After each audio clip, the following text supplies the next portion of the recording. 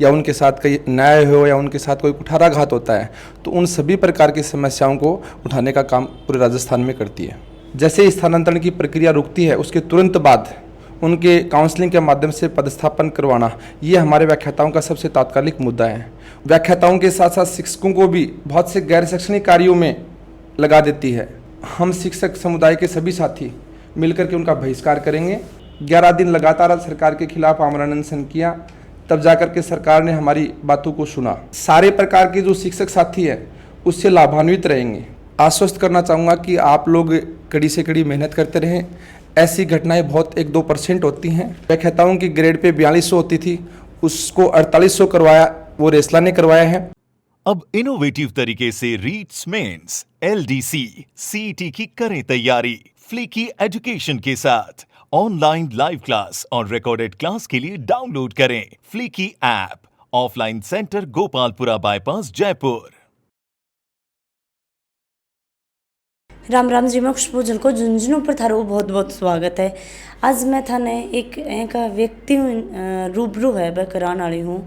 वह तो देखा तो वह कोई परिचय का वह कोई मोहताज को नहीं, क्योंकि झुंझुनू जिला में नहीं पूरे राजस्थान में बन जाने जा है। बा को नाम है परमेंद्र कुल्हार जी, जो जिलाध्यक्ष रेसला झुंझुनू सुहीब है। फिलहाल जैसे कि आप बातचीत कराना चाहा तो काफ़ी लोगों के दिल में दिमाग में एक सवाल है, वो उठा है कि भाई रेसला के है के नहीं है। तो मैं परमेंद्र जी में बातचीत करसूँ और आके बारे में जानूँगी। तो वीडियो थे ज़्यादा में ज़्यादा शेयर कर दियो और मैंने कमेंट सेक्शन में कमेंट करके ज़रूर बताइयो। राम राम जी। सब नमस्कार। सबसे पहले तो खुशबू जी, आपके चैनल झलको झुंझुनू को और आपको धन्यवाद देता हूँ। मुझे अपनी बात रखने का आपने मंच प्रदान किया है। मैं परमेंद्र कुल्हार, मेरा गाँव कोहड़वास बुहाना तहसील में है और मैं अपने व्याख्याताओं की जो पूरे राजस्थान की सबसे बड़ी कैडर बेस यूनियन है रेसला, उसका 3 बार से लगातार जिला अध्यक्ष हूँ और शिक्षा विभाग में वर्तमान में समसामयिक कार्यक्रम अधिकारी के पद पर पदस्थापित हूँ। सर आप आज यहाँ बात करा तो रेसला काफ़ी बार न्यूज़पेपर में काफ़ी बार सुनो भी है कि रेसला के, तो थोड़ा सा रेसला के बारे में बता दो आप। रेसला राजस्थान शिक्षा सेवा प्राध्यापक संघ का एक शॉर्ट नाम है, जो कि पूरे राजस्थान के जो व्याख्याता हैं उस समुदाय का एक कैडर बेस संगठन है। या ये भी कहूँ कि इसमें भी कोई अतिशयोक्ति नहीं होगी कि राजस्थान ही नहीं, पूरे हिंदुस्तान का कैडर बेस शिक्षक संगठन रेसला है, जो राजस्थान में व्याख्याताओं के हितों की सुरक्षा के लिए संघर्ष करते हुए राजस्थान के शिक्षा के परिदृश्य में गुणवत्तापूर्ण शिक्षा के क्षेत्र में शैक्षिक उन्नयन के लिए लगातार प्रयासरत है। कि सर मैं बात करूँ तो जो जिलाध्यक्ष थे बने हो तो काफ़ी लोगों का जब मुद्दा उठाने के लिए बने हो, कोई ना कोई है कि थान समस्या दिखी है तो भी थे सोल्व करने के लिए बना। तो पहले छोड़ तो ये जिलाध्यक्ष बनने को के का पीछे कारण रहा है? मैं जिला अध्यक्ष बना नहीं हूँ, मुझे जिले के व्याख्याता भाई और बहनों ने मिलकर के बनाया है और मैं जब से इस पद पे हूँ कभी मैंने इसको पद नहीं समझा, बल्कि एक दायित्व समझ करके, एक जिम्मेदारी समझ करके मैंने इसका निर्वहन किया है। और ये क्या एक यूनियन है और व्याख्याताओं का जो संगठन है वो उन व्याख्याताओं की जो भी जिस भी प्रकार की समस्याएं होती हैं या उनके साथ कोई न्याय हो या उनके साथ कोई कुठाराघात होता है, तो उन सभी प्रकार की समस्याओं को उठाने का काम पूरे राजस्थान में करती है। अभी फिलहाल जो व्याख्याता ही बाका मुद्दा की अब बात करना है तो के बाका फिलहाल मुद्दा ही और बाका के मुद्दा थे उठाने के लिए जो कदम है वो रखे। पहले तो थे मुद्दा बता दो। बाका वर्तमान में हमारे व्याख्याताओं का सबसे एक तात्कालिक मुद्दा है, व्याख्याताओं की 2021-22 की डीपीसी हो चुकी है 5 जुलाई को और इस सरकार के स्थानांतरण प्रक्रिया के कारण उनका पदस्थापन नहीं हो पाया है। जैसे स्थानांतरण की प्रक्रिया रुकती है, उसके तुरंत बाद उनके काउंसलिंग के माध्यम से पदस्थापन करवाना, ये हमारे व्याख्याताओं का सबसे तात्कालिक मुद्दा है। उसके साथ हमारे साथियों की बहुत सी मांगें हैं, जिसमें सबसे महत्वपूर्ण मांग है वेतन कटौती। 2013 में जो अपने गहलोत जी की सरकार थी, उन्होंने व्याख्याताओं का मूल वेतन 18,750 रखा था, लेकिन 17 में आते आते आदरणीय वसुंधरा जी की सरकार ने उसमें वेतन कटौती कर दी, जिससे पूरे राजस्थान के व्याख्याता समुदाय में आक्रोश रहा। ये वेतन कटौती का मुद्दा जिससे हमारे बहुत सबसे ज़्यादा व्याख्याता साथी प्रभावित हैं। इसके साथ मैं और अपने मुद्दों की बात करूं, नौशन लाभ का मुद्दा है हमारा, साथ ही 2022-23 की जो डीपीसी है प्रधानाचार्य के पद पर, वो हमारा एक अन्य मुद्दा है। साथ में आरआर के साथियों का भी एक मुद्दा चल रहा है। साथ ही हमारे जो राज्य सरकार है या जिला प्रशासन है, व्याख्याताओं के साथ साथ शिक्षकों को भी बहुत से गैर शैक्षणिक कार्यों में लगा देती है।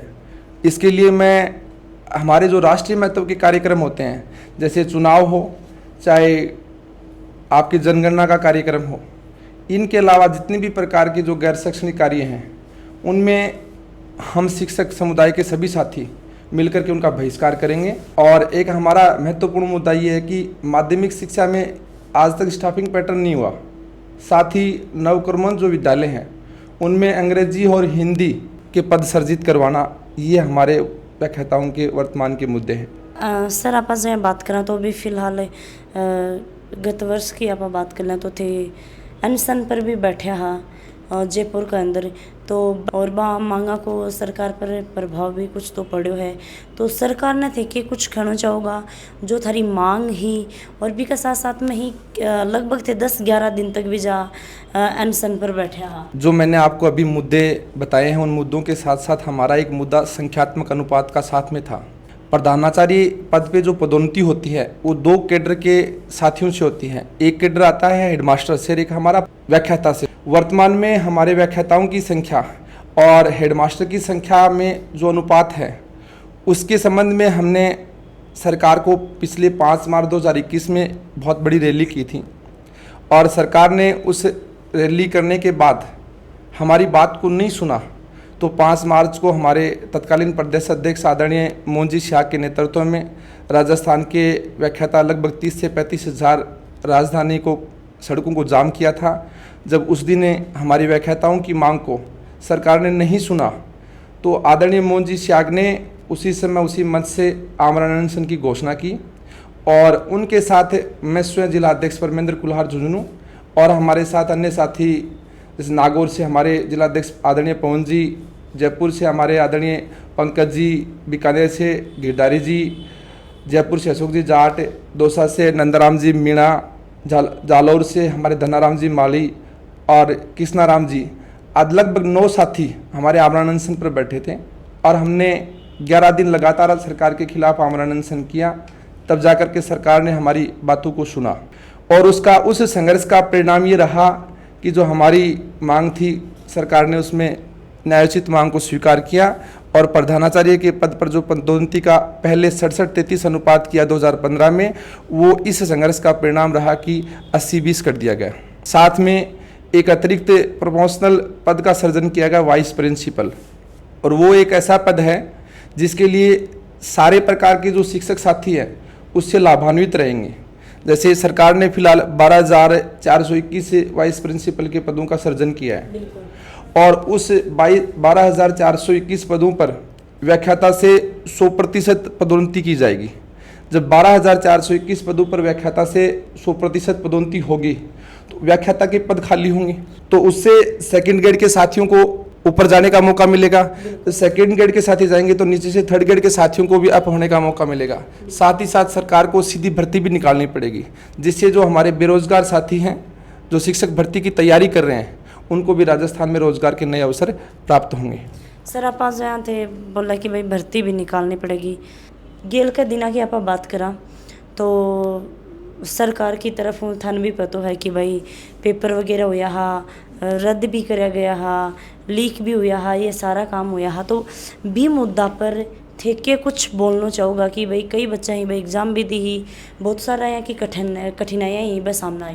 देखो, इसमें सरकार का कोई सख्ताई रहती है, उसके बावजूद भी कहीं न कहीं कुछ असामाजिक जो तत्व होते हैं वो पेपर लीक करने की घटनाएं करते रहते हैं। मैं आपके चैनल के माध्यम से जो निरंतर कठिन मेहनत कर रहे हैं उन साथियों को आश्वस्त करना चाहूँगा कि आप लोग कड़ी से कड़ी मेहनत करते रहें।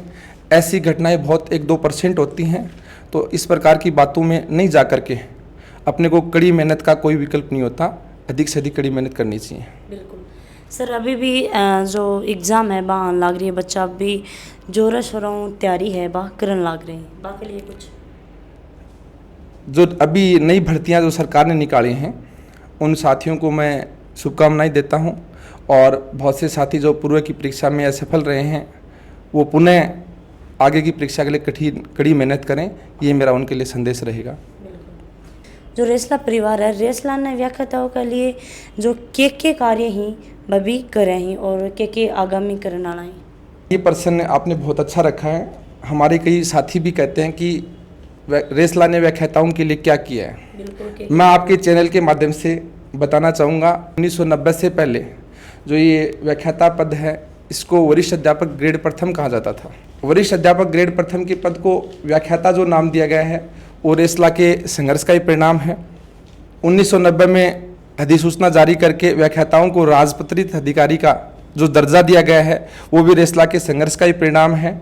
उसके से पहले व्याख्याताओं की ग्रेड पे 4200 होती थी, उसको 4800 करवाया, वो रेसला ने करवाया है। और उससे पहले जो प्रधानाचार्य पद की मैंने पदोन्नति की बात की कि व्याख्याता कैडर से और हेडमास्टर कैडर से जो पदोन्नति होती थी उसका कोई निश्चित अनुपात नहीं था। प्राकृतिक न्याय के सिद्धांत के आधार पर 2015 में आदरणीय मोहन जी सिहाग के नेतृत्व में रेसला ने संघर्ष किया और उसका परिणाम था कि 2015 में उस अनुपात को 67-33 किया गया। उसके बाद जब हमने 2021 में राजस्थान सरकार के खिलाफ पुनः अनशन किया, रैली की, पुनः हमें हमारी न्यायोचित मांग को स्वीकार करते हुए वो अनुपात को 80-20 किया गया। और पहली बार रेसला के इतिहास में अब जो 21-22 की डीपीसी हुई है वो एकमात्र ऐसी डीपीसी है जिस पर 100% व्याख्याताओं की पदोन्नति हुई है। ये भी एक रेसला की ऐतिहासिक जीत है। आने वाला दिन रेसला जो व्याख्याता ही टीचर ही बाके लिए के कुछ नयो कुछ करने वालों है, ताकि आप आज बात करा तो भाई जितना भी व्याख्याता है पूरा परिवार एक रेसला को मन भी अलग है कि हाँ कुछ अपने लिए भी नयो होना है। देखो, व्याख्याता शिक्षा समुदाय में राजकीय विद्यालयों की जो दिशा और दशा सुधारने का जो आप वर्तमान स्वरूप देख रहे हैं उसमें मेरे झुंझुनू जिले के व्याख्याताओं के साथ पूरे राजस्थान के व्याख्याताओं का बहुत ही अहम योगदान है। राजस्थान को शिक्षा के गुणवत्ता के क्षेत्र में हिंदुस्तान में टॉप 3 राज्यों में जो शुमार करवाया गया है वो पूरे राजस्थान की कड़ी मेहनत का ही परिणाम है। शिक्षा के साथ साथ हमारे साथी सामाजिक सरोकारों के कार्यों में भी संलग्न रहते हैं, चाहे पौधारोपण के कार्यक्रम हो, चाहे पिछले दिनों कोरोना महामारी का जो कार्यक्रम था, जो महामारी आई थी, उसमें भी हमारे व्याख्याता साथियों ने मानव सेवा का कार्य किया था। सर आप आज बात करें तो अभी फिलहाल तो थोड़ा सो अपने बारे में यह बताओ कौन की थारी पढ़ाई लिखाई है बा कठियों के वही ही। मेरी प्रारंभिक शिक्षा मेरे गांव को हडवास में हुई थी 1 से 6। उसके बाद 6 से 10 तक मैं मेरे बड़े पापा जो साइंस के अध्यापक थे, वर्तमान में हेडमास्टर के पद से रिटायरमेंट हुए हैं, उनके साथ राजकीय उच्च माध्यमिक विद्यालय खांडवा सरकारी विद्यालय में हुई है। मतलब तो सरकारी में पढ़ा लिखे हो? बिल्कुल सरकारी विद्यालय में मेरी शिक्षा और दीक्षा हुई है। और 10th के बाद जब मुझे साइंस लेने का कहा गया घर वालों की तरफ से, परिवार की तरफ से, तो उस ग्रामीण परिदृश्य में साइंस नहीं था, तो मैंने झुंझुनू में राजस्थान पब्लिक स्कूल्स में 11th और 12th किया। उसके बाद ग्रेजुएशन मैंने सेठ मोतीलाल पीजी कॉलेज से किया है। सर आप बात करें तो अगला महीना में जो चुनाव ही वह आ रहे हैं, तो चुनाव के अंदर थारी की भूमिका रहेगी? झुंझुनू जिला वैसे तो हर क्षेत्र में अग्रणी रहा है। मैं रेसला परिवार की बात करूं या रेसला के संघर्ष की बात करूं, जब भी प्रदेश नेतृत्व ने किसी भी प्रकार के संघर्ष, धरना, प्रदर्शन और रैली के लिए आह्वान किया है तो झुंझुनू जिले के व्याख्याता भाई और बहनों ने बढ़ चढ़ करके हमेशा भागीदारी निभाई है और राजस्थान के टॉप 5 जिलों में अपनी उपस्थिति दर्ज कराई है।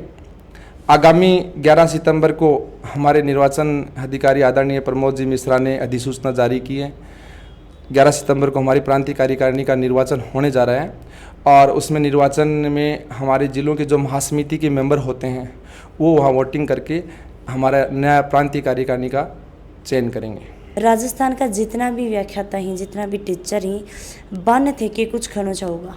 मैं पूरे राजस्थान के व्याख्याता साथियों को आपके चैनल के माध्यम से यही संदेश देना चाहूँगा, अपील करना चाहूँगा कि आगामी प्रदेश का चुनाव है तो एक ऐसे प्रांतीय कार्यकारिणी का निर्वाचन करना है जो हमेशा व्याख्याता हितों के लिए संघर्षरत रहे और व्याख्याता हित उस कार्यकारिणी के लिए सर्वोपरि रहे। सर आप आज बात करें तो जयपुर में धरना प्रदर्शन चालू हो, काफ़ी लोग थारे साथ में जुड़े हैं, देखा तो सरकार ने थे कि कुछ कहना चाहूँगा? मैं आपके चैनल के माध्यम से सरकार से हमारी जो महत्वपूर्ण और न्यायोचित जो मांगे हैं, जो मैंने अभी आपको आपके चैनल के माध्यम से बताई हैं, जी जी, हम चाहेंगे कि हमारी वो मांगें राजस्थान सरकार अतिशीघ्र पूरा करे। और अभी जो संशोधन सरकार ने 2021 में सेवा नियमों में किया है 50 वर्षों के बाद, वो भी एक रेसला के संघर्ष का ही परिणाम था कि राजस्थान सरकार को शिक्षा विभाग में शिक्षा नियमों में 50 वर्षों के बाद संशोधन करना पड़ा है। उसमें एक जो पद सृजित किया गया है वाइस प्रिंसिपल का, उसमें एक विसंगति रही है। मैं चाहूँगा कि वो विसंगति भी राज्य सरकार को दूर करनी चाहिए ताकि व्याख्याता वर्ग में खुशी की लहर आए।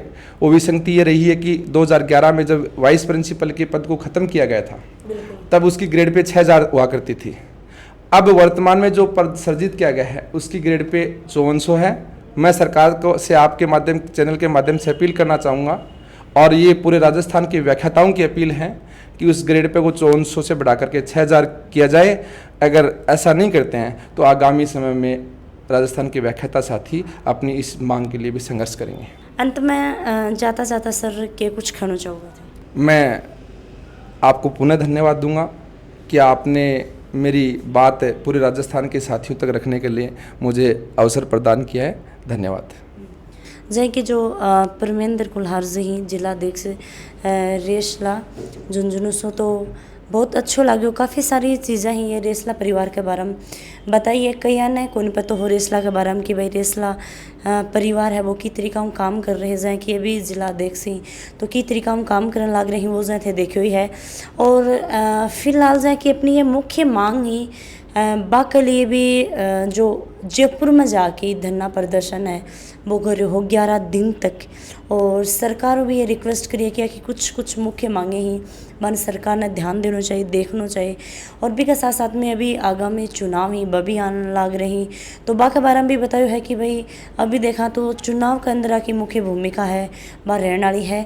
तो रेसला परिवार के बारे में और के कुछ थे जानना चाहो थारे दिमाग में कोई कुछ क्वेश्चन वगैरह कुछ भी आ रहा है तो मैंने कमेंट सेक्शन में कमेंट करके ज़रूर बताइयो। वीडियो शेयर भी कर दियो ताकि आपने झुंझुनू जिले नहीं पूरे राजस्थान का लोग ही बढ़े तक ये वीडियो जानो चाहिए।